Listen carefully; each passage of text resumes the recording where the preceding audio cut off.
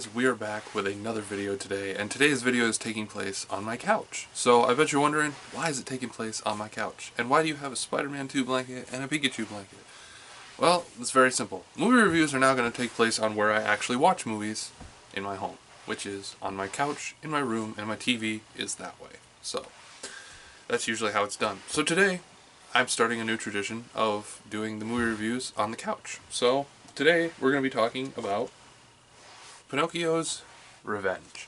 So Pinocchio's Revenge is, and I quote here, a 1996 film where, and I will describe to you, the ultimate children's fairy tale comes alive with a bloody new twist in Pinocchio's Revenge. When the wooden puppet of a murdered boy falls into the hands of an attorney's 8-year-old daughter, a grisly end soon awaits for anyone standing in the way of the girl and her malicious marionette. I like saying malicious marionette 5 times fast, but let's take the glasses off and talk about this for a minute. You were talking about a literal children's story being turned into a horror movie. When I saw this, and I do want to give some background on this movie, I had been looking for this movie for a long time ago when it was when I was still doing a VHS collection, but I don't do that anymore.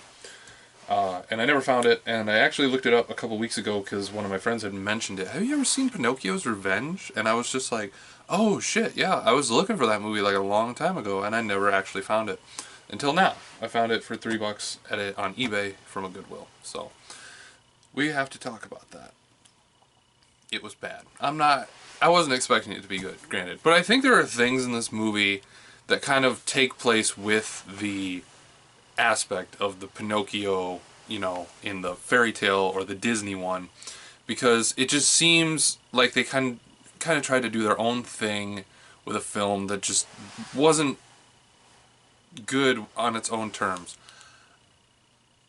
But that being said, it just doesn't work. I do want to talk about real quick the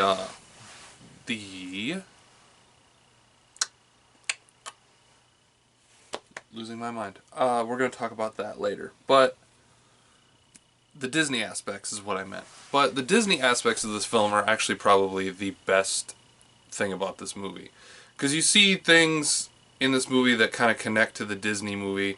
The boy being murdered, and then I guess you could say the boy was maybe the doll about, you know, him getting revenge from being killed by his father. And then the father's kind of like a Geppetto, but it's like a psycho murder Geppetto, you know, like that. And at one point, the puppet was doing bad things, and the girl caught a cricket outside, and it's like, oh, it's going to be his conscience. But they didn't actually say, oh, like that Disney movie, but they were like lightly hinting at, oh yeah, like the Disney movie, it'll be just like, you know, Jiminy Cricket. And that was what bothered me. It's like they wouldn't say anything. And at one point, the puppet had like smashed the cricket that was in the box, because I don't know if the cricket was keeping the puppet from doing those things, but at one point he just killed his conscience, so he had like no like moral left. I feel like the movie took a turn near the end. I think what bothered me big about this movie is I was hoping to see Pinocchio go full Chucky and just start taking people out. And that was not the case. He just kept like going on and on and on about this. At one point, like, he tripped a little girl with a rake and she fell in front of a bus, and I was like, oh yeah, the bus is gonna get her. And she like went down the middle part of the bus where, like, you know, you can't get hit if you lay flat, and I was just like, oh man, come on, that was like right there. And it wasn't until I think like an hour in that he had actually gotten his first kill. And keep in mind, this movie is, and I kid you not, 96 minutes, which is an hour and 36 minutes less counting credits. And an hour in that she had finally taken down, Pinocchio had finally taken down someone by pulling a life support cord. That was it. It wasn't malicious or anything or whatnot. It was just weird. And I mean, the next one was like the nanny got it with like some weird kind of like garden hook thing. Like, he just went whack, whack, whack, and her head like had a little bit of like ketchup running down, and she went ah, and dropped down. And that wasn't even good, you know. I think the weirdest aspect of this thing is that there was like a full frontal nude shot. Like, that's weird.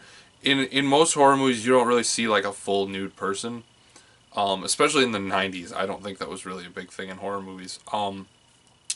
That being said, I can't really say much about that to the degree of like, that's just weird, because there was like sex in this movie, like a lot, and there wasn't any killing.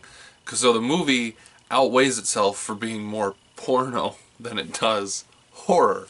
So, and I think there has been like a movie about Pinocchio in porn. I think there's probably been quite a few, but no, that was what the problem was with this film. It was more pornish. So I'm gonna have to say that Pinocchio's Revenge, given the fact that it had no kills to an hour in, and I'm not even gonna give him the first one because all he did was pull a plug. It had some kind of weird, Ouija Origin of Evil ending, if you've ever seen that movie. And in the end, I don't think that really worked out either. I didn't really like the way that went either. The ending wasn't good. The acting was horrible. There was more like nudity and sex in this movie than there was actually killing and creepy stuff. So in the end, I just gotta say that I'm gonna give Pinocchio's Revenge one bow chicka wow out of 10, because I will say there was like some aspects I like, and I'm not saying I like the sexual aspects. I'm saying, and I'm not saying that either. I'm not saying it, and I'm not saying it, and I'm not saying it. But granted, there was like maybe a couple things in this movie, and I think it was one thing where he was chasing someone, and I had to hear Pinocchio go, "Get back here, you malicious bitch," or something like that. And it was just weird. It tried to be a mindfuck movie, and it just didn't work.